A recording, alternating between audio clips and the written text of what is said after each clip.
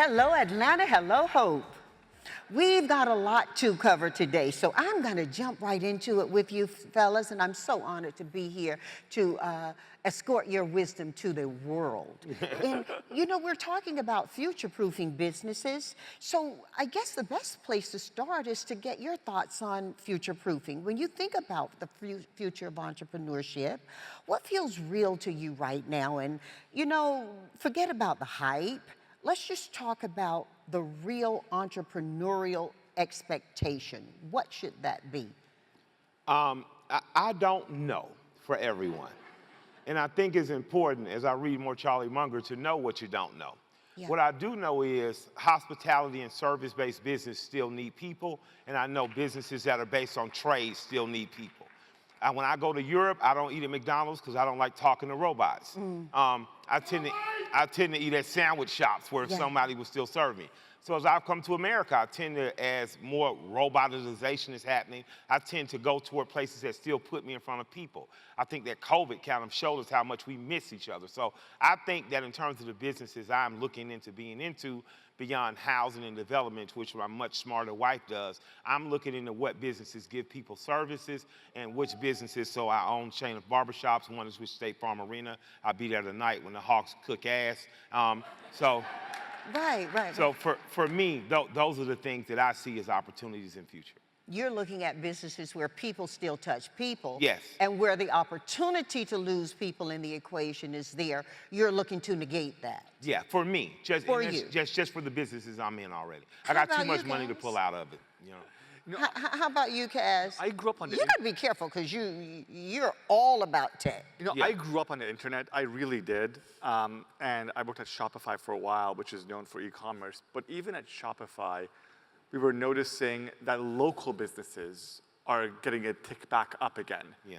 After a very long time of like downtowns dying, things are starting to recover. So I'm very bullish on the future of local businesses in local communities. So let's be really clear. Define local business, because the suggestion may be there if we're talking about keeping the human in the process, that you're suggesting local businesses don't have the tech ability as well. No, I don't think, I think those two things are no longer the same thing. It used to be you could be local or software-based, and that's no longer true. If you just walk down the street, you'll see lots of local shops that have lots of local flavor, that have all the AI tools that all the big companies have, all the softwares that the big companies have. So I don't think you can be, you know, head in the ground ignoring technology. I think that there is a lot of great American businesses being built in the last couple of years that are going to survive in ways they could not have survived a decade ago, because they have so many of the same advantages that the big guys do. Well, Kaz, you invest your days making complicated things simple for regular people. So what is, like, maybe one or two everyday changes you see happening right now that are going to influence how people sell and, importantly, how people build? You know, my mom owns a store. She sells home decor stuff in Toronto. And she is an immigrant. English is her third language, and she starts every day in AI. She starts every day on ChatGPT, planning her day, and being most efficient with her marketing dollars. So what I am seeing happening a lot is people, everyday folk, in like plumbers, electricians, starting to use AI more and more every day to find new customers, to make their lives easier. And I think this is partially why the future of business is going to be so many more businesses, because each of them are so much more efficient. Well, that's a good thought. Mike, you turn ideas into businesses. I mean, think about it, music, retail, community. When you look at the future, what's giving you hope right now about where entrepreneurship is heading? After all, this conversation is about building successful businesses and future-proofing. I'll tell you what I really like about what I'm seeing. When I was young, I had ideas, and then I had to figure out how far between the ideas and the tools I needed to actually execute the idea. When I had an idea for music, I had to go find a kid whose parents had bought him a production machine or a pair of turntables. Then we had to find a studio that was cheap enough to use. A lot of the ideas that kids have now in particular can be exercised in the immediate. If I want to do a song as a kid, I could literally sit in my bedroom with my laptop, with a microphone, do said song, then distribute said song via TikTok and other things to let people know I'm there. And in terms of repeatability, I can do 100 different rap videos to it, because I can do 100 videos for 100 days to make people say, hey, my idea is over here in the corner, look at me. What I also like about ideas now is, in terms of AI, especially in terms of a barbershop, our barbershop is really just a community center. It really is a social center. It's a working man social club. And what I've been able to do in my shop is realize that I'm more than a barbershop. We are a brand masquerading as a barbershop. So as my barbers and customers has given me ideas, it's become much cheaper to exercise ideas. When we look at ourselves like a brand, I don't want to have to press up 20,000 t-shirts to try to sell. I can press up 200 very exclusive t-shirts, put a premium price on them, and make them only available at this particular store. So for me, what we've been able to do in terms of the swag shop, the shave, wash, and groom shop, is take our ideas, materialize them. COVID showed us we're more than just a place to get a haircut. We're a cultural center that people miss that will buy our merchandise. And even going beyond there, what we've gotten into now is product. We actually press up our own shampoos, our own soaps, our own shaving creams, because I don't want the customer experience to stop with the service you get. I'm not ad hoc, and I'm not something you could throw away, just find another shop. You are special to come through these doors. AI helps us do that in the way we communicate with our customer, whether it's sending them emails or dropping new advertisements. And I think it gives some fluidity to what local means as well. It really does. You're jumping into my head, Mike, because I was thinking just before coming out here, you know, every great business needs a great brand, but every great brand is not a great business. This is true. This is true. And I think a little bit of conversation around that is important, because each of you have experienced leading businesses, different businesses at different times, but more importantly, you're leading businesses into the future right now. Yeah. Lean in on that. Well, I'm learning, and that's the beautiful thing I think about my journey is I knew how to be an artist. I knew how to take an idea, go in the studio, execute that idea. I knew how to write an idea down, video idea, shoot it. What I didn't understand is how much ideas are influence your business, and in terms of leaning into it, what I've learned is that I have an opportunity to have a clean slate and to do things totally different. I can take the local, very community-based barbershop concept. I can marry that with something very scalable, like what Pro Clips does and Super Clips and Great Clips does. They have great scalable models. They aren't cool, though. We're cool.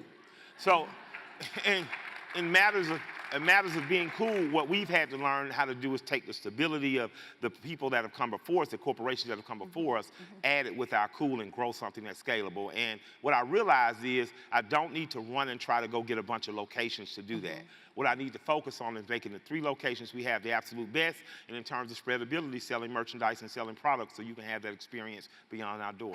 And being cool isn't just about the swag. It's more importantly about the emotional connection somebody's going to feel about wearing or using your product. Kaz, let's keep it real, as I asked at the beginning. The cost of setting up businesses and doing businesses is different today. While the availability of technology support allows somebody to go from 0 to 100 in a day, the cost of doing business is real.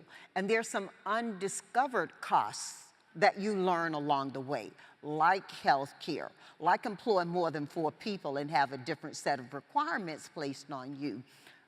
Talk about that and give some guidance to that for the entrepreneurial spirit. And let me just footnote this question.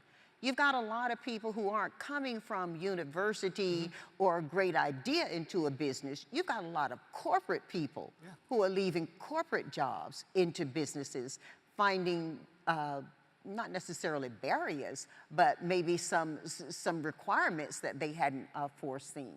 You know, when I started my first business, I remember my wife and I put the first payroll on our credit card.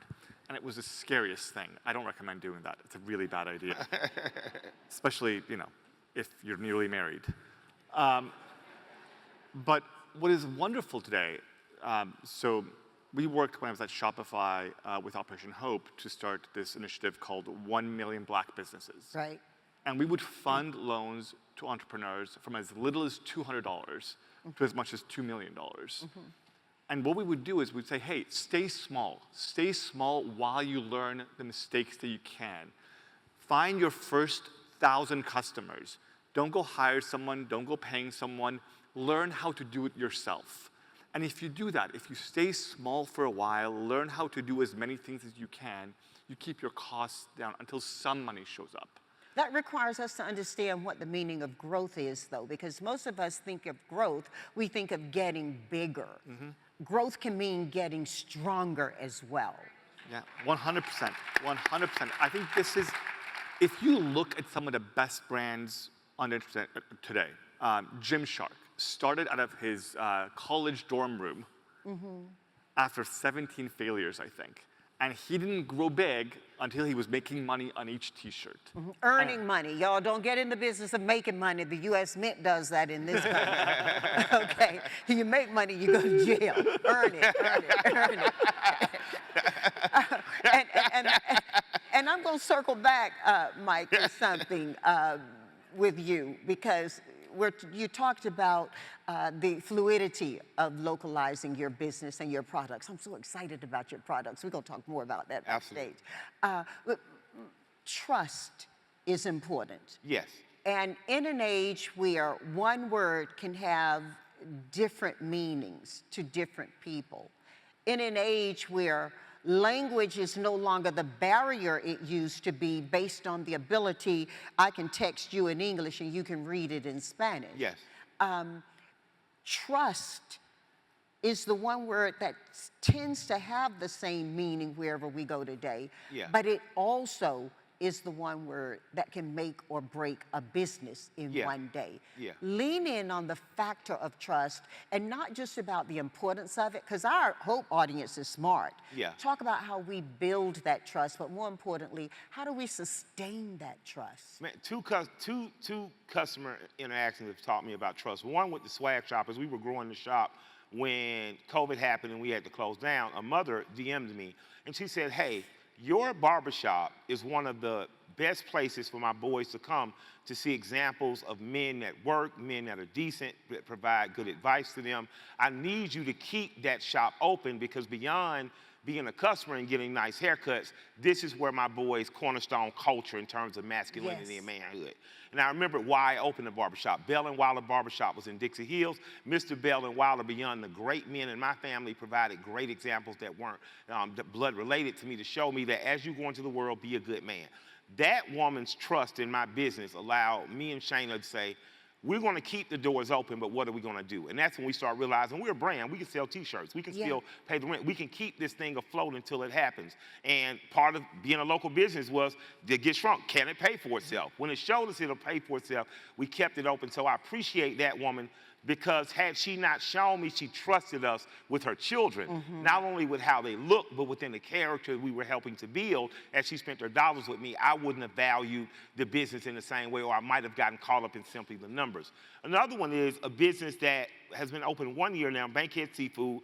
We had some stumbles, and it got to the point where we said we got to shut down.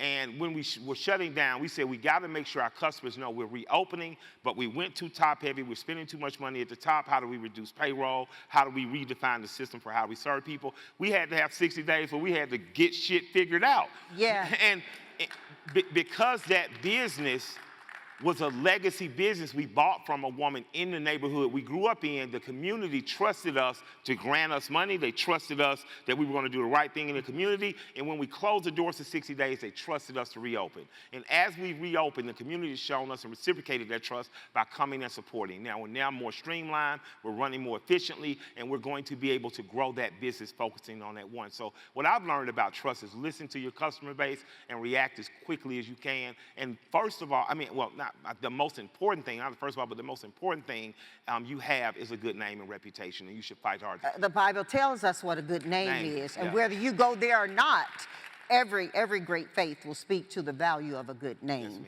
Yes, so in my company, we say when you're green, you grow. When you're ripe, you rot. I hear a lot of that in what you're communicating. And Kaz, I'm sure there has to have been something you had to unlearn in the process of building your businesses and in being a leader. Yep. What have you unlearned that our audience doesn't need to go through? There's a good saying that I actually sent to my team, which is, it's a Mike Tyson quote. He said, everyone has a plan until they get punched in the face. Right. And you know, I think people overplan and underact. I think the thing I've learned is like, aggressive execution and moving quickly will beat a good plan every single day. And that I think is actually a thing that honestly people learn the wrong way from big businesses, because big businesses won't be around that long because they overplan. The people who are gonna win are everyday Americans in neighborhoods who can act quickly, and fast will beat slow every single day. Look, I run a company called Opendoor, where we buy and sell homes in as little as 3 days. And one of the things we started doing is saying, hey, if you buy a home from us and you don't like it, you can return it in 7 days. We'll take the money back. Oh, wow. Like an e-commerce purchase. And why do we do that? Because trust is important, but letting people make decisions quickly is also important. And that's my main lesson for the past couple of years. Just be as fast as you can and everything will be fine. Many of the decisions you make in an enterprise-sized business can be made from the protection of scale. Many of the people who are starting tomorrow's business and looking to future-proof themselves are not deciding from scale. One of the things I've learned is that failing fast is important. Yeah. Talk about that, Mike. Failing fast. Oh, I failed. I have failed and failed fast. I failed slow. I failed. I feel you. What I've learned about failing, though, is cut it as quickly as you possibly can. Yes. A lot of us, because especially as a musical artist, you sing and dance, you get so emotionally attached to one record, you ignore the algorithm that people like the other record better, and you marry yourself to a single, and that single fails. Well, in business, what I've learned was if you've tried, you've worked fast, you've mitigated your plan. Plan works or doesn't work, but you put it out there. You got to be able to cut fast too. You got to be able to say, oh, this is not working. I cannot do this. I have to do something else. So what I've learned more about failing is don't be afraid to fail often. Don't be afraid to fail fast, and always sit still and try to learn from that failure, as I'm in the middle of doing a few failures now. All right, then. All right, then. Okay. And Kaz, I know you want to speak on that with the short time we have left. Speak on that, but speak on this too. Failing publicly.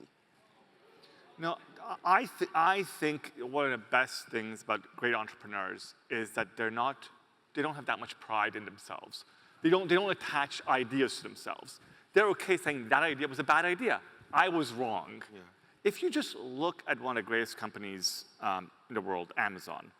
Does anyone remember Amazon Phone? Do you remember Amazon Restaurants? Amazon Travel? The number of things they publicly tried and failed at was amazing. And they were never too proud to say, we were wrong.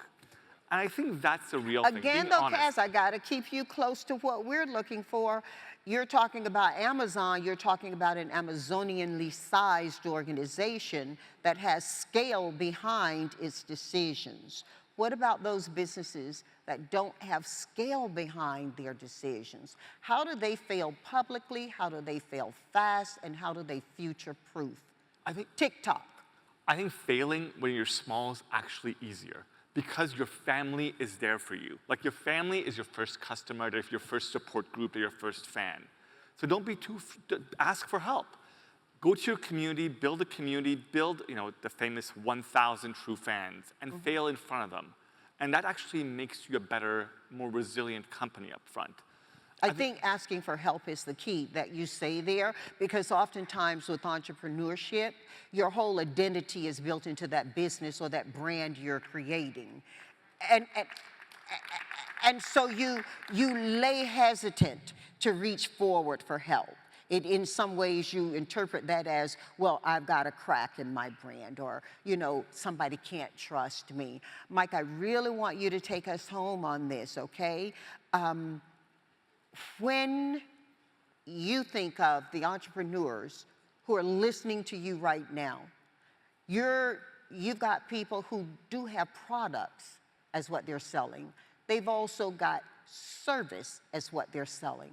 What can you tell them that you're going to feel proud you gave them 3 years from now when their business is still growing? You remember we used to do the 5-year business plan. Yes. Now, people laugh at a 5-year business plan. I try to think in 2s, 5s, and 10s. How could I improve myself in 2 years, 5 years, and ultimately what's the 10-year thing? I think what I want to see in 2, 5, and 10 years is I want to see young men directly from my community, the black and working class community, no matter what ethnicity you. I'd like to see them say, I went to trade school. And after I went to trade school, I took some courses and I started my own business. And on a very local level, this is how I compete in HVAC, plumbing, electrical, house building. I'd like to see more. And that's a new millionaire market, by the way. Absolutely. Trade is a new millionaire market. Absolutely. I want to see companies like my wife's company, Sherwood Development, Taking Homes, is owned by Booker T. Washington, local guy from here. Has built 2 micro communities. I want to see more John Hope Bryants. I want to see more people recognizing and wanting to be and aspiring Come to be from that. living in a car to helping people be able to pay cash for cars. Absolutely. And Kaz, what about you? You got 30 seconds to do it. I want to actually just one up everything. I think it's actually the most important thing is don't be too proud to start. Yes. Start something today. Go out and start something today. It will be the best thing you can do. Don't be afraid to fail. All of us have failed. All of us have fallen on our face. It will be fine. It won't hurt that bad. Just start. Yeah. That's fantastic. Just start. Okay, what did another brand say is just do it. You know, as we look at where we are today in the world, most of us are entering a season of light. Whether we see that as a celebration around the Christmas time or the holiday season. For many, it's a holiday. For many, it's a holiday season. And I think that regardless of where we are, let's assure that we use it as a hallowed season. Amen. That we are lifting up others. And that's the message I think all of us are sharing here. In whether you're giving individual information on product, whether you're giving leadership information on service, the biggest message we can give is that it's perfectly fine, and in some places it's expected, that we all do well and do good at the same time. Amen. Amen. Y'all have heard that said before. Let's take that forward in this season of light, and let's make sure that we're all celebrating the lessons, the values, and the opportunities that Operation Hope and John Hope Bryant offer us with a splendid team. Thank you. Thank you, Kaz. Yeah, thanks, man.